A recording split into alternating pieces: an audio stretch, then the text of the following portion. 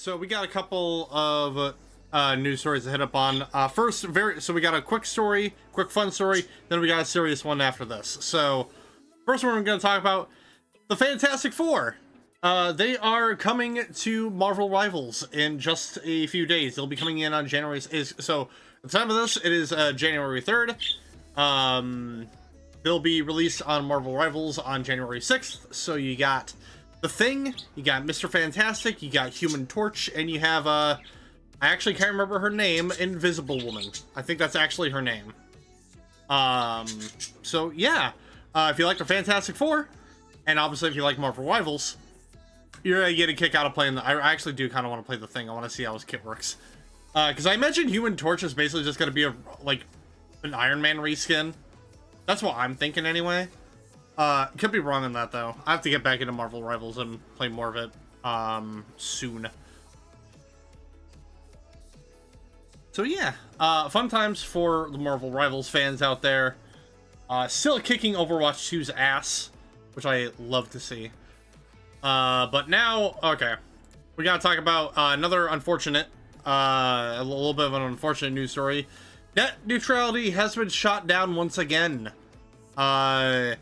Basically, to try and dumb it down to the easiest way possible, net neutrality basically prevents ISPs from doing extremely stupid shit. And, you know, basically trying to censor the internet and it prevents ISPs from fucking with the internet. Just a bunch of this other stuff I'm not entirely proficient in discussing. You're better off finding the information yourself, but simply put, net neutrality is good, and we want it. It basically gives us the opportunity to have a free internet, more or less. Yeah, controlling the flow of information, and it has been shot down once again, because there was a vote on it. I want to say it was back in 2017, 2018, when the last vote for net neutrality was done. And it was back when fucking what's-his-face was CEO of the FCC. But it sucks. It sucks that we have to continuously still fight for basically the freedom of the internet. And yeah. It is... Oh, actually, Strawhead, since you actually brought up Metal Gear Solid 2, I'm gonna bring this up now. I don't know how I missed it, but Meta, which if you don't know, that's the company that owns Instagram and Facebook, from the Zuck man himself. They did announce that they will be adding AI profiles to both Instagram and Facebook. And they'll be able to interact with other AI profiles on those platforms, as well as actual human beings. So you guys know about the dead internet theory? This is basically that actually not becoming a theory anymore, which is terrifying. Because obviously these AI profiles, they're basically programmed by Meta. At least I would assume they're gonna be programmed by Meta. So the biggest thing, my main concern is that obviously, you know, it's gonna be super easy to fall for an AI profile, especially for like the older, because Facebook is generally seen as like the platform for the older generation. So basically like your grandparents or even maybe your parents. And so that can run the risk of like scams just getting worse. Like your basic phishing scams.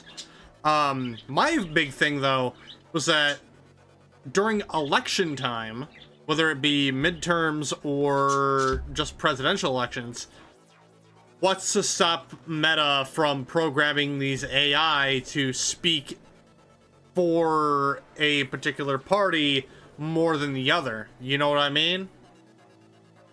And it's dangerous. It's absolutely dangerous. And if there's one thing that I feel like that should be regulated, it's AI, because it is running rampant and it is getting to the point where it's very creepy. Should be easy to tell a real one from an AI one. Just give them a paradoxical scenario. If they can't answer it, it's a machine. That's true. Like, yeah, you could do that. It's just that that's again, it's only really something that us and the like more younger generation of like the millennials, Gen Z, and by extension Gen Alpha are gonna really be able to know that. And as I said before, like, phishing scams are already bad enough as it is for the older crowd. It's gonna get worse by here, because you could theoretically make an AI profile on your own and do so that way. And obviously, you know, Metal Gear Solid 2 is, firstly, it's a fantastic game. You should go play it. I've actually been considering doing a Metal Gear Solid marathon for a little bit, although that's gonna be quite the journey. But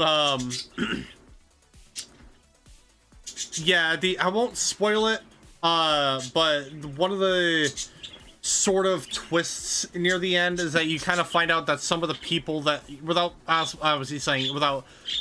saying names, you find out that basically some of the people that you were talking to throughout the game aren't actually that, but they are fake people created by the Patriots, which are essentially this game's version of like the ultimate hierarchy of the United States. They're the ones that actually control the country, not the president himself, and all that stuff. It fucks with your mind.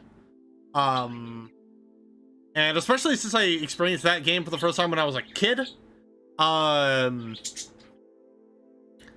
That, like, the one final bit near the end actually, like, scared me. And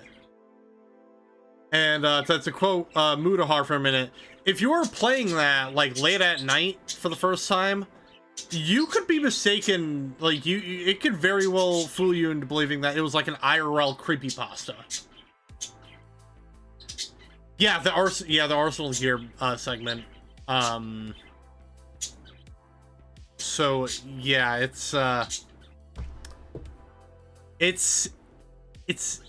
shocking how close Hideo Kojima was to actually just predicting the future. And this is a game that came out in 2001.